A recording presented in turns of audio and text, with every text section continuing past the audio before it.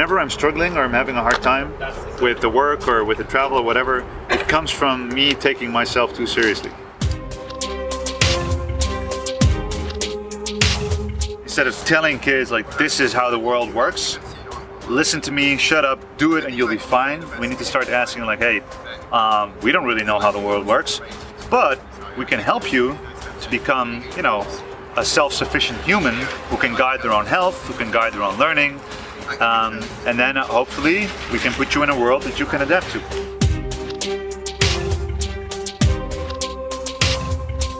So one of the reasons people aren't healthy and happy and strong is because they don't have to. You can sit on the couch with your clothing on, you can eat junk food, you can even watch on a screen somebody else have an emotionally interesting life. You don't have to do that yourself, right? So you can just chill out.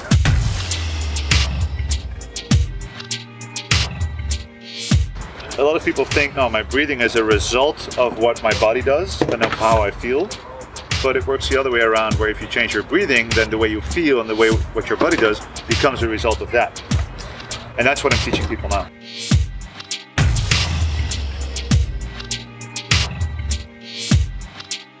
So now it's been about 2.5 years that I've been working with Wim Hof and his team. And I've taught about 200 instructors all over the world to do the same thing. So it's been a lot of fun.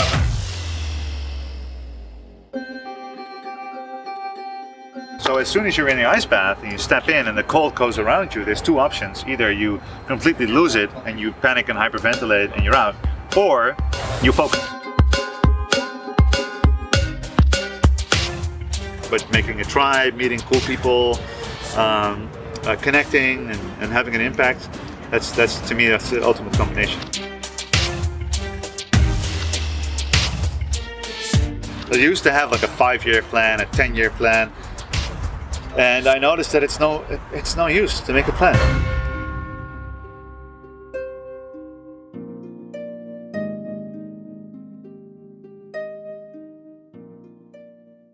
I am Tommy and this is Surfer of Life.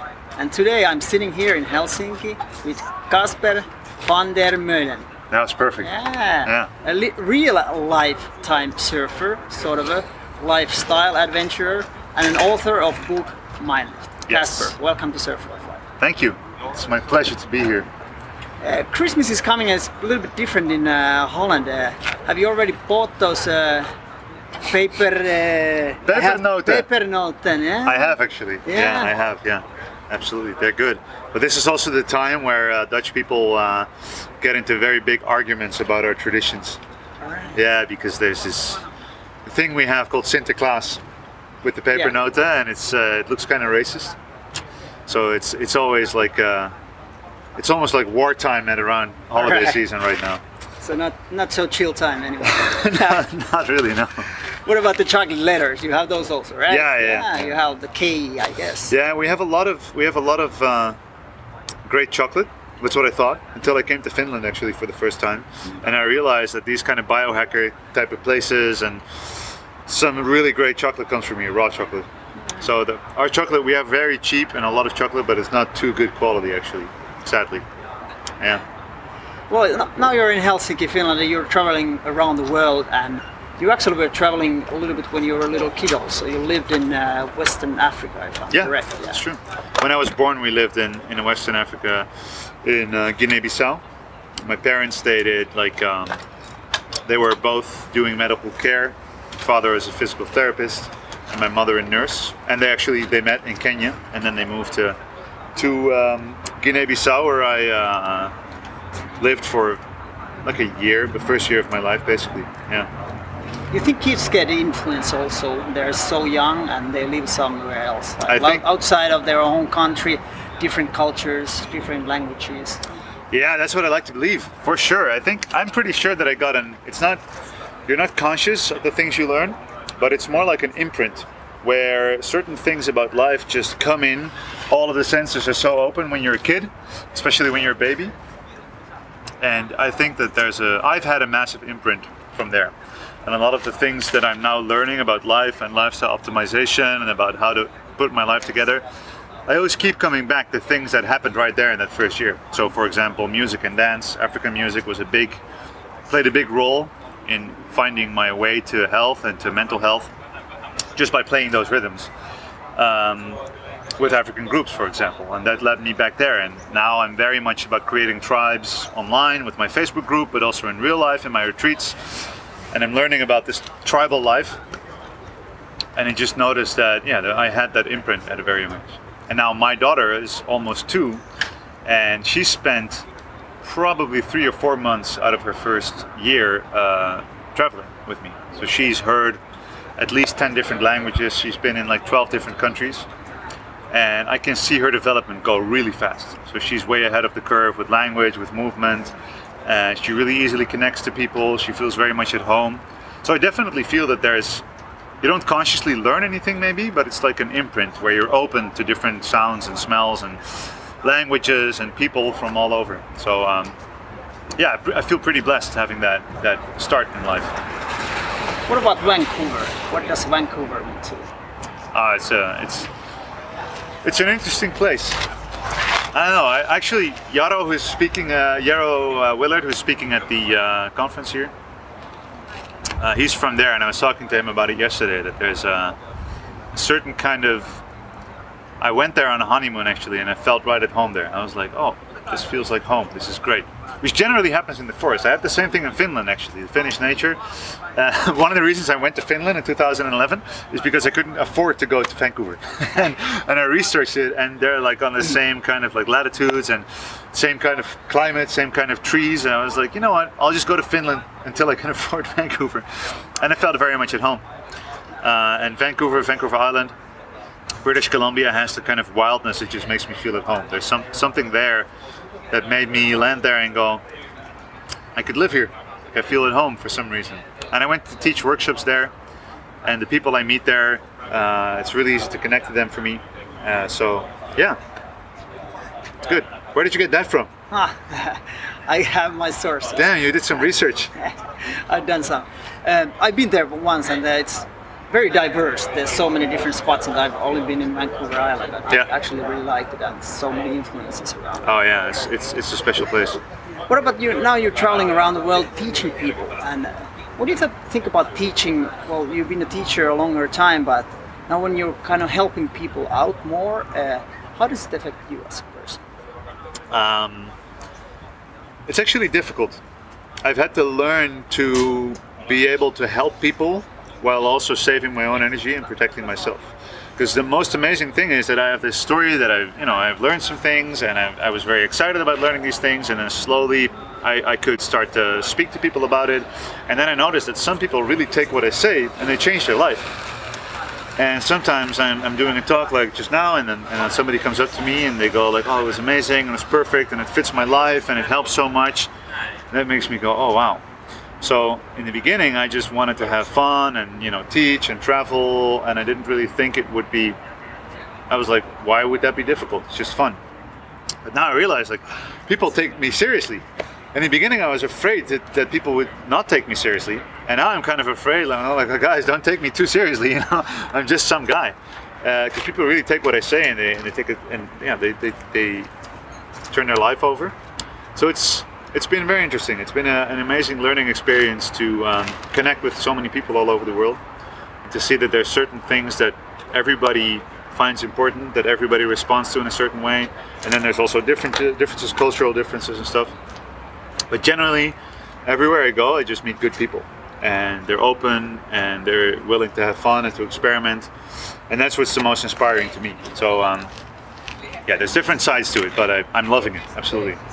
You think there's more sort of a responsibility now when people are really taking you seriously? Yeah, it's difficult because I like to not take myself seriously too much. I like to make bad jokes and just like say stuff for fun.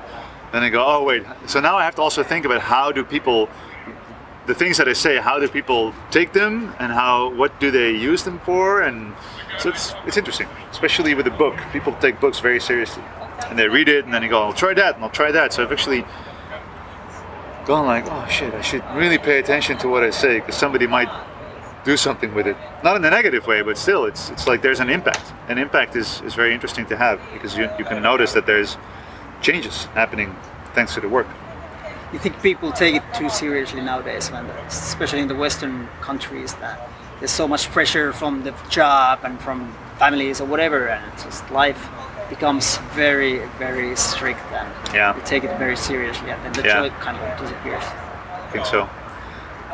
To be honest, most of the people who are struggling emotionally or struggling in their life, and I have the same thing. Let's speak from my own experience.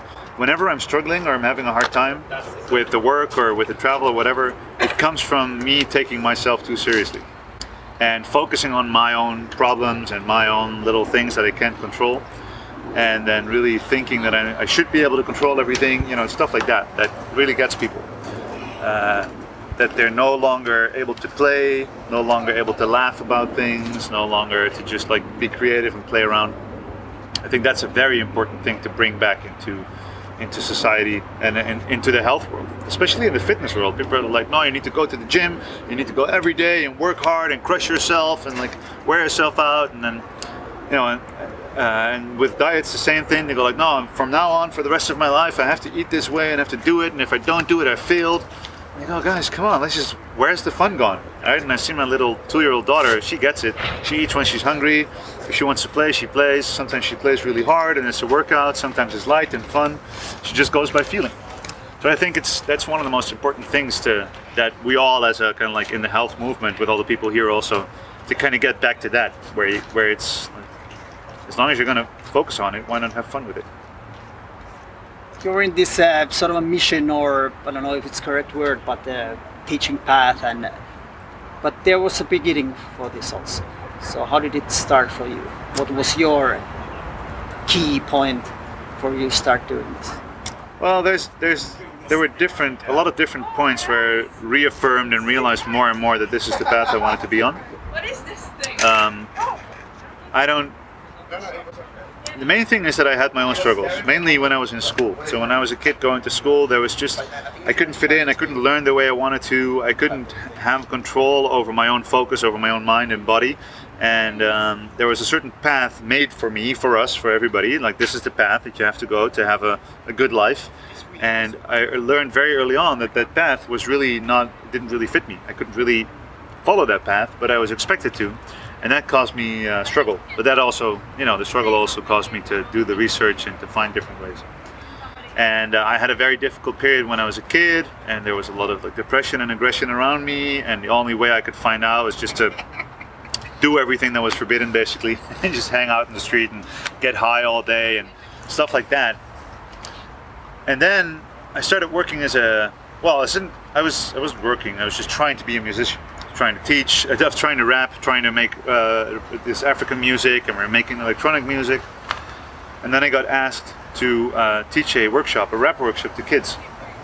And one of the first workshops was with kids with like behavioral problems. And then suddenly I was in front of them, and I could actually teach them a tool to gain control of their life. Rap music for them, the way I taught it, and also what it was for me, was a way to write about your emotions and to give structure to your emotions. Like a rhyme and rhythm is a very great way to give structure to your emotions. And I would do like a 3-hour workshop with a group of kids, and then afterwards they would be excited, they would have fun, or they would get in touch with me and go like, hey, it's much easier in my life, or their teacher would let me know like, hey, since they've been doing this work, writing and poetry and rap and music, they've been feeling better. And then I was, hold on, something interesting is going on, because now I can take my own little struggle and be in front of a group of people with the same struggle and give them a tool that I use. So for me, I never see myself as an expert. I just see myself as I'm gathering experiences, and as soon as I have a new experience, I try to give it to other people because I see what the value is, especially with kids, because they take it and they just go for it. I think the school system is now, at least here in Finland, it's changing a little bit. At least that there's no. It's more modern. There are different type of learning environments. Yeah. Maybe the classrooms are not the same. That there's this desk and the chair, and you have to sit there like this. Yeah, it's exactly, changing. yeah. It's good, but I still think it's very strict. So you think it would be better that each of us is an individual, and maybe let the kids also do their own thing a little bit at least. Yeah. Well, interestingly, when I came to Finland, I did a lot of work in education innovation. And we all hear like Finland has the best education. It's all there. It's the best grades in the world. It's the best education system. And I come here and I talk to people and I go like, what does it look like? And then they all go, well, you just sit down, you be quiet, you do your work. there's more attention, and there's different things. They're doing a good job. But definitely, I feel that the ability for children to find their individuality in these days is very important. So the way that the old school system was formed was very logical, right? It makes sense. If you have two generations of people that basically either need to work on the land to make food, they need to be in the army for war, for safety, or they need to work in a factory to make steel or whatever, those were 90% of people. So what you then need is you need a building with books and people who can explain what's in the books, and you need to go there. You better sit down and shut up, because that'll give you a job and that'll give you food, and then you're safe, right? So for the generations before us, that was life, because so you had a school system, and the school system got you ready for the world you're going to live in. Now we have the same school system, and it has no idea what kind of world they're educating kids for. And that's really interesting, that there's no way of telling if somebody is 12 and they go for 5 years into an education program and then they have to move on. There's no way to tell 5 years from now what will it look like. I worked in education when the iPad came out, and then 3 years later people could hardly remember what it was like before iPads. And I had to remind people, like, guys, you think you know where it's going, you think things are going to stay constant, but 3 years ago we didn't have iPads, and now every kid in the school has an iPad with their books on, and I'm like, we have no idea. So the main thing that's important is to start asking the questions, instead of telling kids like, this is how the world works, listen to me, shut up, do it, and you'll be fine. We need to start asking, like, hey, we don't really know how the world works, but we can help you to become, a self-sufficient human who can guide their own health, who can guide their own learning, and then hopefully we can put you in a world that you can adapt to. So I think adaptability, creativity, learning, curiosity, those things are much more important right now. And in the old school system, all those things didn't really have a chance. Do you think it's better to focus more on the mindset now, since a young age also, for the kids? Because it used to be like you said, it was said like, this is the thing you do, and you read this book and you go like this or this, or you go to hell, or you don't have a job, or whatever. Exactly, yeah. So maybe building the individual, him or herself, yes, and starting to build up the right kind of mindset that you can actually develop yourself to be a better person, and after that you achieve more things. If you're being educated to work in a factory for 40 years, nobody cares how you feel. You just do it.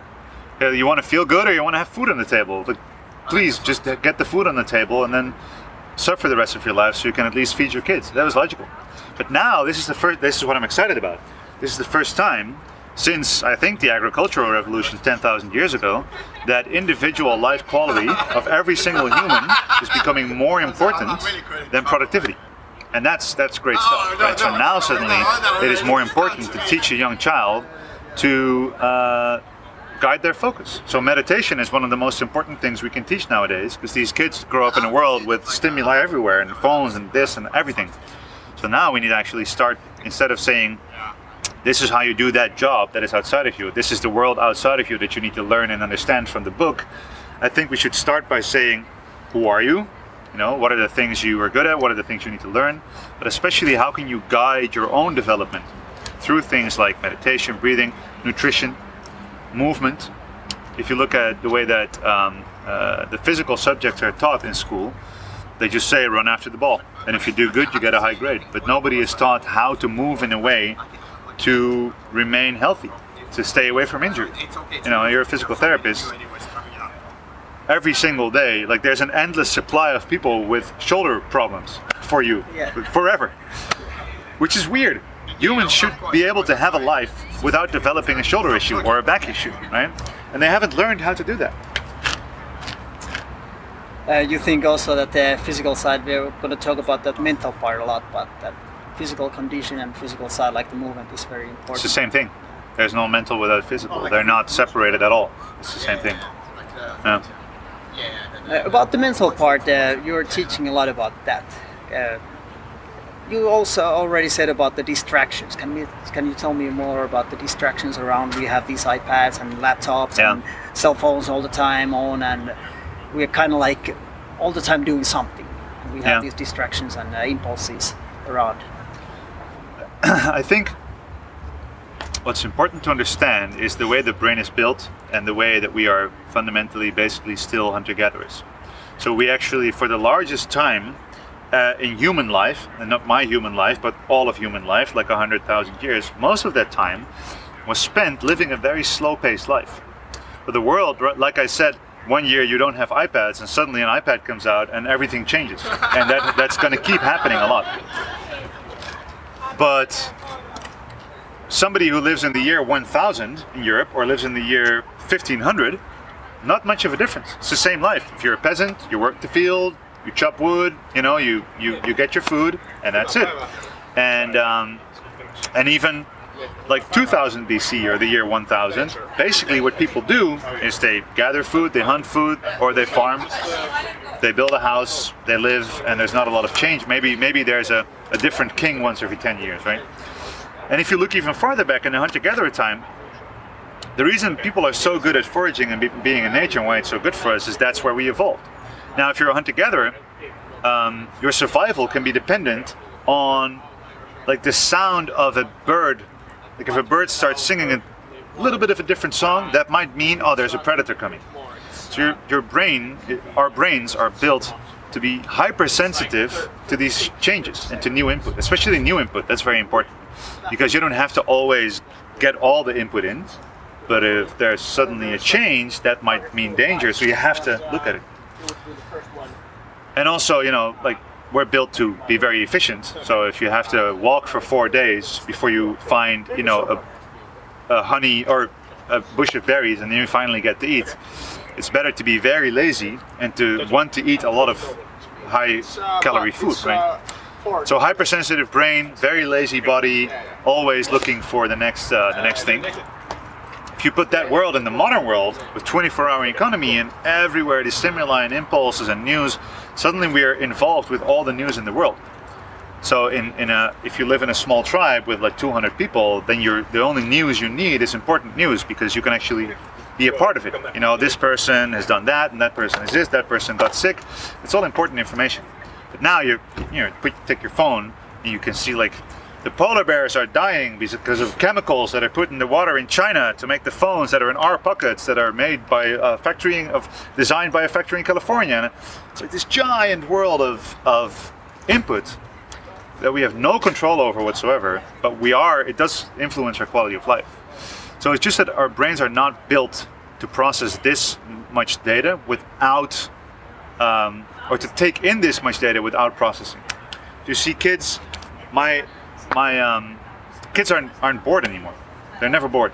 They never have a time where you just sit and just kind of like stare into the distance. There's always new input. And boredom is a very important thing. Letting your mind wander, going into this staring mode with your eyes where you're not focused on one thing. Having time to just walk, or like very simple, a lot of time in primitive times would be spent making objects. So you make an instrument, or you're making rope, or you're cutting wood. It's very important to move your hands, otherwise you can't actually process anything. And that's all been taken away. And then you have the phone, which is just a screen. There's not actually any interesting input. It's just a screen that you go that on. So it's very, and that's not a bad thing. We live in an amazing world. I mean, there's never been a time where it's so good to be alive. This is the best time to live ever. Everything is possible. The fact that I wouldn't be here without Facebook. I've got 1,000 people listening to my talk. A lot of them know who I am already. I've never met them before, but I'm on Facebook. I make videos. I make content. You do the same thing. It's great. You just have to teach people how to thrive because of it, instead of live despite of it or even suffer from it. But I think we should approach it as a skill. You think we should be able to switch ourselves off during the day also a little bit when you are in the constant stress level? Yeah, I think taking naps is going to be the most important skill of the modern time. Just to be able to go, instead of drinking more coffee, going like, I could take this coffee, or I could just go to sleep for 20 minutes. Generally, that's just completely wind down and then start back up. I think that's an important one. Yeah. I was listening to you in there, and you said negative and positive stress. What's the difference between those? Well, interestingly, physiologically, there's not much of a difference. So what you see a lot, people that live modern, they have their job, and they spend a lot of time in this aroused state. a lot of time in stress. They have deadlines and emails and they're bothered by it and they're worried, and that's what we call stress. And then, for example, in the evening, they go like, oh man, I gotta do something, and they go for their CrossFit workout, and they go super hard in the gym, and then they feel great.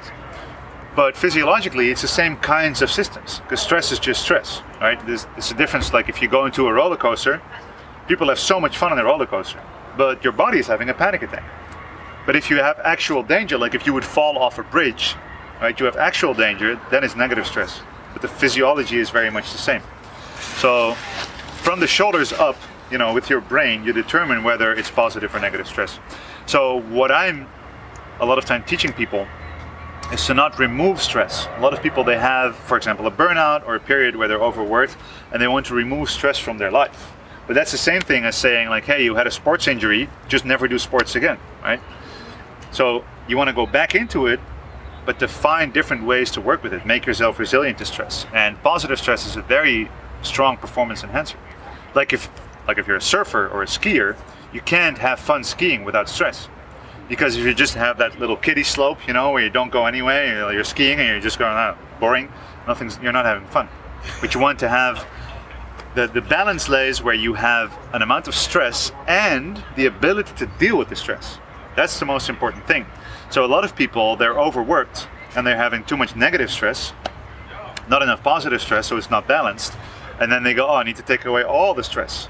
But you can do two things. You have your ability to deal with stress and you have the amount of stress. And if this is too high, you can decrease it, but you could also increase your ability to deal with it. Right? So positive stress is very important to balance it out. And that kind of having fun, like, jumping in puddles, climbing a tree, skiing, surfing, it's all your body's like, whoa, and your mind goes, yay. I think those are very important things to do. Do you think this has anything to do with the athletes when they have this sort of a stress level? Of course they take naps, but they have it all the time and they have it long period of time. Of course the same with different other jobs. But I've been interviewing a lot of athletes now and I know that they are really struggling after their career. Do you think that has something to do with the same issues and you just kind of like the stress level drops down instantly and that could be nothing. That's an interesting point. They might be missing the trigger that they need to be happy. But also I think a lot of nobody goes into a voluntary pension from an athletic career. At least every single athlete that except maybe Michael Jordan, that's who he switched careers, but 99% of athletes who have a career, they have just performance, training, loading, all of that stuff, and then they break and then their career is over. That's what I had when I was about 12. I was one of the best basketball players in my country, in the Netherlands, so like I would still get my ass kicked by American kids probably, but I had an athletic career and at least I had a athletic career on the horizon, like it was coming. Like, oh wow, I might actually become a pro someday. Until I broke down, and nobody really cared. As soon as I was broken down, it's like, oh, he's gone, find another one. So from that standpoint of it being constant performance and then lack of performance, it's a big drop. And I remember that very well. When I couldn't play basketball anymore, I got depressed. I didn't have my outlet, didn't have my movement. And this is also something a lot of athletes have. They're a pro athlete, then they get damaged. They can't do the thing they've been working on for so long, and then they just forget about the whole thing. I did the same thing. I was like, if I can't play basketball 20 hours a week, fuck it, I won't do anything. Well, and if you move 30 hours a week your whole life, and then suddenly you stop doing that, your brain is not used.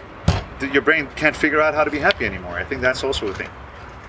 And then they find that kind of stress and excitement in other things like drugs or alcohol or partying, and that's not very helpful at all, actually. Well, it depends on what you see as partying, but usually when it's alcohol and drugs and it's not very helpful. You mentioned about breathing already. How important is breathing? Is there anything more important? Of course it is. If you stop it, we are not here. I was like, somebody's going to take us away in a bag. Exactly. But, yeah. Every time somebody says breathing is not so important, okay, stop breathing and do the other thing first. Yeah.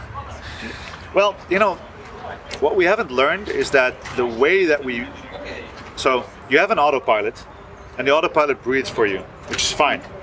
But then if the autopilot gets kind of irregulated, can't work the way it's supposed to work anymore, then it can get kind of out of shape. And what we don't realize is that we can also, so we can breathe on autopilot, but we can also breathe on purpose. And if we change the way we breathe on purpose, we can actually change the state of our body and also reprogram the autopilot. So I think one of the fastest ways people can start to take control over their well-being and their health is first to realize how every breath is changing their state and is influencing them in a positive or negative way. A lot of people sit still on the couch when they're watching TV and they're breathing through their mouth and they're basically hyperventilating the whole day, which is not, it's actually very bad for your health. So it's things like that where a lot of people think, no, my breathing is a result of what my body does and of how I feel. But it works the other way around, where if you change your breathing, then the way you feel and the way what your body does becomes a result of that. And that's what I'm teaching people now. Should we also be like more conscious about the breathing? Same with movement. You said we don't actually know how to move, and I've been in these seminars and actually then you realize, okay, I can't even walk properly. What the hell? I can't take a side step without doing it incorrect. So should we be more conscious of what we're doing? Breathing is one and moving is one and all the other things. Well, yeah, but also we shouldn't be too judgmental about it. I think the whole thing, nobody's moving correctly. Yeah, well, people move in a way, and there's nobody moves perfectly. You know, there might be movement gurus saying, but it's the same thing with breathing. But what is important, you have to start with consciousness, creating a conscious effort to change your movement and your breathing and your mindset and your thoughts and everything. But then you don't want to always have to do that unconscious. There's a reason that we have an autopilot. So you have an autopilot, it runs in a way, it creates a problem.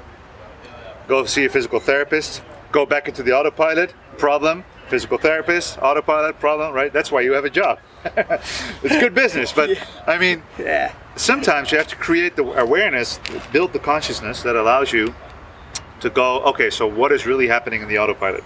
What's going on? And how can I change this? And the same thing is with breathing. I do not want to teach people to always be conscious of their breathing because it's crazy. It'll make you crazy. What is important is to take a time of formal practice where you consciously go in and change the autopilot and then go back and just go about your life. So it's kind of like, you know, with movement, you have your formal practice, which is your hour in the gym or your half-hour run or your yoga session, and then throughout the day you have to also move a lot. But you don't always have to do push-ups the whole day, right? You just make sure you move and you change position. You don't stay in one position for too long. You don't sit down too much. And I think that's kind of like where you should go. That you have your moment in the day where you have big consciousness, big awareness. You practice, you train. It's your formal practice, and then the rest of your day is your informal practice. So in the same thing, you go to the gym and the rest of the day you have to move. In the same way, you go do your breathing practice in the morning, and that gives you an amount of awareness that the rest of the day, your breathing, your autopilot is just more calm, more relaxed, you know, and always more ready to deal with the life. I hear you. Let's talk about your book a little bit. You wrote a book and you actually made a little challenge on that. Yeah. Yeah. Can you tell me about that? So I wrote the book in 30 days. And we're gonna have some people go into the ice bath behind us. Well, actually, they're going to the hot tub. That's cheating. Oh. So some of the things I learned when I was in school, one of them was that I couldn't focus, like ADHD, and you're not really able to concentrate your attention. And another one was that I was not very good with books. So I didn't read a lot, I didn't like to read books. I never finished all the book assignments I had in school. I kind of cheated my way out of them. Kids at home, don't stay in school, do your work, or cheat your way through your work, works too. Which is actually a very useful skill. So at the point that I got my health kind of back and I was feeling a bit better and I was in shape, I was like, okay, so basically what I've done is I took all these disempowering beliefs that I had about myself and I challenged them and I changed them. So what is still left? And then I realized, oh, hold on, I still believe that I can't really focus, and I still believe that I'm not good with books. And I found all these ways to deal with stress and to optimize productivity and those things.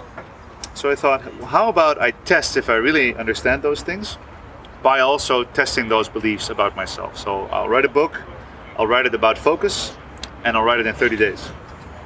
And it was a very interesting month because I also still had a job and some other things I needed to do. A lot of work, a lot of stress, but it turned out pretty well.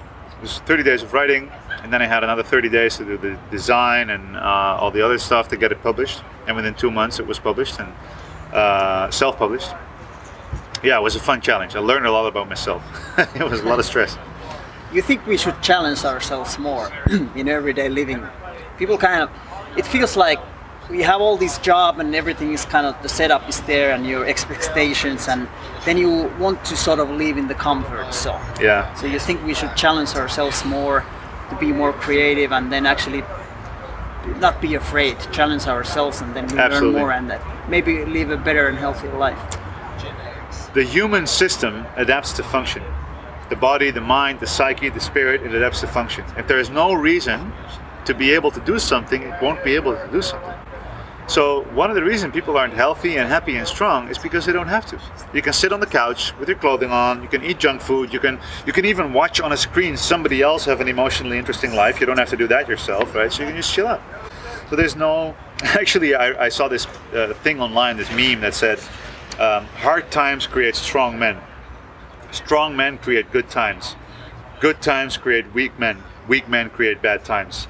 And then it had like a picture with the strong men creating good times. It had a picture of our grandfathers, fighting and working and building a country and all of that, and the world wars and the famine and the hunger and the winter. And then when they said weak men create bad times, you basically see kids nowadays like having burnouts and eating junk food, and politicians who can get away with stuff. And I think it's, if you want to, if you don't give your body a reason to be strong, your mind a reason to be strong, it will never be strong. So a continuous mode of challenging yourself is very important, but it is about the way you grow during the challenge. It's not about reaching the goal, because most people burn out because they set goals, and the only thing they care about is setting goals and reaching goals, and so they're using the goal as an external thing to qualify them as a human, which is a shame. Why not have fun on the way there? It's not about the destination, it's about the whole process, because that's when you grow and learn. So one reason people who do challenge themselves don't grow is they only care about the end result, and they don't look at the learning experience in between. So I like the term failing forward. I don't know who said that, but it's just that you try to make as many mistakes as possible, and that's how you grow. I bumped into this when I started doing this podcast, and people are like, let's say 90% of people ask like, why you do it, where are you heading doing it, and can you make any money out of it, and what's your goal, what's your plan? And there's no plan, I'm just now going with the flow. Yeah. So like you said, what's your opinion, like you go rather with the flow? Or Yeah. And this is a recent thing, but one of my most important things is now that I have on my vision board says go for flow. I used to have like a 5-year plan, a 10-year plan, and I noticed that it's no use to make a plan. I have a very clear mission. I want to teach as many people as possible to be healthier and happier and stronger in their own life. Well, I can do that. I can do that right away. I don't need a goal for that. I want to have fun while I'm doing it. And the thing is, there's this commencement speech. I forgot who did it, but I listen to it every now and then, where they say, if you focus too much on the goal, the big goal on the horizon, you might miss the shiny thing in the corner of your eye. And like, that's what I've been doing the last 2 years. As soon as I realized I can travel, I can teach, I'll just, if there's flow, I go. If there's no flow, I no go. And that's what brought me to Finland for the first time. I'm meeting Mikko Kempa, who's now one of my best friends, and 10 or 15 people here that I've met over like the weirdest little adventures that I got into. And now I'm a keynote speaker on the big stage, right? And 2 years ago, I just had a weird idea for a book. And now I'm like on stage after Ben Greenfield's, there's 1,000 people there, and I'm like, holy shit. That was a fun adventure, right? And I know what I'm doing, so it's not like I'm just bluffing my way in there. But this wasn't on the plan. And so now a lot of people in business circles, they go like, what's your 3-year plan? You have to have a 5-year plan and know exactly where you're going. I'm like, well, I don't. I just want to have fun and learn.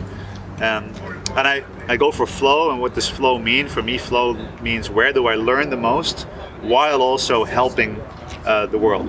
That's my ultimate combination that I'm always looking for. How do I improve my personal skills and experience and my entire person, while also helping somebody else doing the same? Because for me, if it would be just about me, I was like, what's the point? But making a tribe, meeting cool people, connecting and having an impact, that's to me, that's the ultimate combination. I like that. Your book is about focus. Can you explain me about focus? What's focus? Focus is a function of the mind in the same way that strength is a function of the muscle. If you don't use the muscle, you might think that you're weak. But if you use it, you'll notice that you actually have it. And if you train it, it becomes stronger. So focus is attention that is pointed towards something. So in the same way that, like, if you have a sunny day like this, you can feel the warmth on your skin. You're feeling okay. It's nice and comfortable. But and it's just a bit scattered. The light is everywhere and it goes every place, and you can feel it a little bit. Then if you would take a magnifying glass and you take all those rays of sun and you bring them together to the focal point, which is why it's a focal point, it's focus. Suddenly, that ray of that little bit of light, a little bit of sunlight, is powerful enough to burn a hole in your skin, right? And that's kind of like what focus is to me. You have this attention, you have desires, abilities, emotions, all these things floating around in your mind. And focus is like that magnifying glass where you take all of that and you bring it all together on one thing. And what I've learned is that as soon as you teach people to do that, they realize that they have superpowers. And if you never do that, you might think that you don't have the superpower. In the same way that if you would never use your arms, and then suddenly you lift something for the first time in your life, you'd be like, oh wow, I'm actually a powerful being that can do something. So to me, that's how I like to approach focus. What was the point you pumped in the Wim Hof? And how did it happen? It happened after, so when I was kind of getting back in shape, I ran a Tough Mudder, like an obstacle course, and it was in Scotland, and it was crazy cold. And I didn't have my layer of insulation, so I was just very cold. And I spent 4 hours. Oh yeah! There you go. We've got some people going in. Yeah. We can actually see them in the tub right there. Cool. Yeah. I went into a big ice bath, 5 times as big as that one, at the Tough Mudder, and then I ran the 3 or 4 hours in the freezing cold Scottish summer, which is crazy. And I came out of it, I was hypothermic, and then I remembered, like, oh wait, there's this guy called Wim Hof, the Iceman, who could maybe teach me. And I kind of forgot about it. And then when I was writing the book, I was looking for different ways to optimize my health, and then I realized, oh, hold on, I should talk to this guy, because he's done some special things. I went to his workshop, it was a lot of fun, and then I said, like, teach me everything. He was like, sure. And I went into his instructor's course, spent a year training with him and another group of people. And then after that, because of my background in science teaching, they were looking for people to help out to explain the method in a scientific way. So that's what I started doing, and I started teaching with him together. So now it's been about 2.5 years that I've been working with Wim Hof and his team, and I've taught about 200 instructors all over the world to do the same thing. So it's been a lot of fun. And the ice has been very, when we talk about focus, you can talk about focus and you can try to focus, but in the same way that a muscle needs a necessity to grow, you need to shock it with a weight and then it goes, whoa, better get stronger, right? In the same way, your focus needs something to put it there. So as soon as you're in the ice bath and you step in and the cold goes around you, there's 2 options. Either you completely lose it and you panic and hyperventilate and you're out, or you focus. That's the 2 options. You get really cold and worried and in trouble, or you focus. So it's like the ultimate training of focus. So that's how I approached it in my book. But now over the years I've worked with like 3,000 people on the method and seen so many people improve their life and their health in so many different ways. It's a really powerful tool. What happened to me, because I've been in a cold tub occasionally, and not consistently, but I've been there like 10 minutes or so, and but only once it really happened to me, and I wasn't there 10 minutes, I was probably maybe 2, 3, 4 minutes, I don't know, I didn't count it, but something happened, I just started smiling, and I couldn't feel any cold. Yeah. Was it just before dying when you get this yeah. feeling, Take me, Lord, yeah. take me. Yeah. But what actually happened, because I got into this some kind of zone. Yeah. Zen or whatever you call it. Yeah, for sure. Well, it's the most important thing is to be very attentive to the experience. So if your focus keeps going to danger, you keep panicking, and you actually expend a lot of energy on panicking that it's not really helpful for anything. So if you can focus and be with your body and focus on your breathing and really make sure every breath counts, then you can start to change your reaction to it. And the body will stop perceiving it as danger. So in the beginning, when you first go into it, it's like, oh, shock, get out. And then you go, no, we're fine, we're good. There's a physiological response where your blood stops, well, it also runs, it's like constricted in the extremities, that's what I should say, and then starts flowing around your core. And that's the signal for the brain, like, oh, okay, the core is safe, we're okay. And then if you stay in, your body will make some very happy chemicals for you, because it's like, you're about to suffer, so you better make this body really happy and put some drugs in there so it has energy and it can deal with the situation. And that's when you get into this euphoria of everything is just awesome. And it's also about, the cold is very extreme, and there's a lot of fear before going in. But then if you go over that threshold, it's like you're free from that very intense fear. And then it's like, oh man, I conquered this giant, big, scary thing, and now I feel so much stronger for it. That's also where the euphoria comes from, I think. Athletes, for example, use it for recovery. They go in the cold tub, and actually there has been some researches, all researches of everything every time, and this is right and this is wrong and blah blah blah. But now there are researches that actually the cold doesn't really affect anything in your muscles, or doesn't help you to recover. So I started thinking myself that is it the cold, or is it more the breathing that helps you out? Do you have any ideas? Can't tell. The studies are all, it's interesting because every single study I read, I understand why they got that specific result, right? So there's one study actually that says cold is bad for the immune system. And they go, and then you ask the next question, what was the study? Go, yeah, they put people's feet in the cold and they got sick. Like, so what was the study like? What happened? Yeah, so they took untrained people, and for 20 minutes a day, they put their feet until the ankles into the ice. And then those people got sick. I'm like, no shit, they're not trained. They can't deal with it. And the same thing is for all these athletic applications, that in science you test like this one specific little thing, and you use a specific experiment to test the effect of one thing on the other thing. So you can't really take the holistic view into account. But there's so many variables you can't control. So in one study they had people who did winter swimming or did cold swimming, and they compared it to a group who did not do cold swimming, and they compared their ability to sprint. And it turns out that the group who did the cold swimming got better at sprinting because they recovered faster, right? So then, but what they did is they did the ice bath, they did the cold, I think, maybe they did the cold before. Well, anyway, so it's about the timing of where they do the cold that has a specific effect. And then in another study, they tested it where they, for example, didn't regulate the time that people were in the cold. They just take a cold bath without saying how long, and they didn't measure the biomarkers. So it's just all over the place. In my experience, temperature contrast is a very powerful way to improve performance. But you have to really know how much heat, how much cold, for how long, to what timing, all of that kind of stuff. So I've seen, for example, better effects with people taking an ice bath before going into performance, or even during. Like there's a Dutch hockey team that did ice baths on the field in the break time. Like, we know that temperature is a limiting factor for performance. So if you're running for an hour, one of the reasons you're tired is because your body is getting too warm. And the body, like, go sit in a sauna and then ask yourself if you feel like doing a sprint, or like the hottest day in the year, maybe not in Finland, but if you're like in the tropics, hottest day of the year, everybody's like, couldn't imagine going for a run. So internally, the body's readiness for exercise is limited by temperature. So if you can then cool your body and make the body go, oh shit, we're cold, better fire the engines, you have more willingness to perform, and then you have improvement. And even regulating inflammation through ice, that's definitely a thing, but it determines how warm were you when you started, how long did you stay in. So I do it with athletes, but there's no protocol. I always have to go like, how often do you train?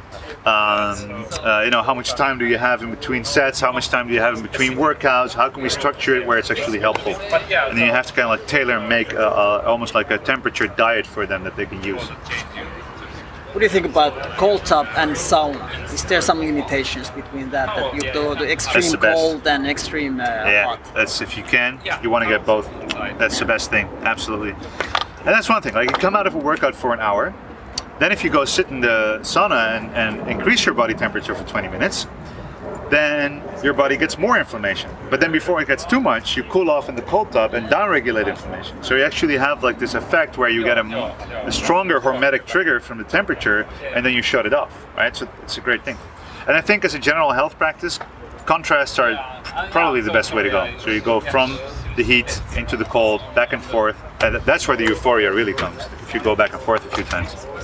And does it vary from the people? Is it best to go to the warm spot after the cold still in the end, or? That depends on how long you're in the cold. So you go into a sauna, you increase your body, so you have homeostasis. You go into the sauna, increase your body temperature. You go into the ice and you bring it back to homeostasis. That's pretty safe. You can also stay in the cold for longer and go below homeostasis. And then if you go into the sauna, you'll actually get a heat shock or an after drop, and suddenly the cold blood in your body goes into your core, and then you're in trouble. So it's very much about getting a really deep understanding for how your body responds and what feels good. And we have some people hyperventilating in the back, getting in and out of the ice bath, which that's definitely the response you're looking for. So what he just did is he just cooled down from the hot place. So the body goes down to homeostasis, there's a little shock, but it doesn't go below. It's just different ways of training. It's not a right or wrong. Can you explain actually what happened to me? Because I wanted to say cryotherapy cabin today. Yeah. And I actually, after that, I wasn't going to any warm place, and I still feel like I'm a little bit shaking. Maybe you can actually hear it.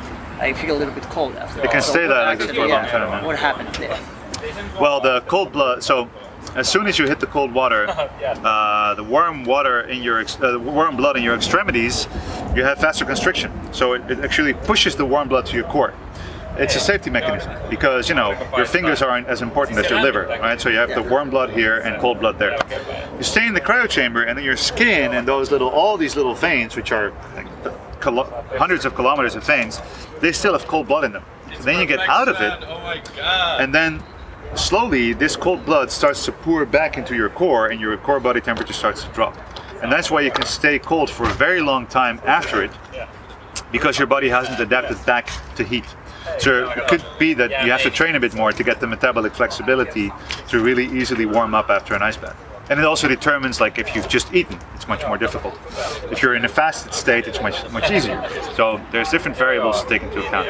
And also the cryo chamber, I'm pointing over there, the people who are watching the cryo chamber is over there. It's over there. It attacks the skin much more. So it's like the ice bath is much like it's like it goes into your bones. Because actually a cryo chamber looks really cool that it's 180 Celsius below. It's the same as this. It's just a very, very expensive way to go into a little bit of ice. But the difference is that it's more attacking the skin, which is why people use it for skin quality.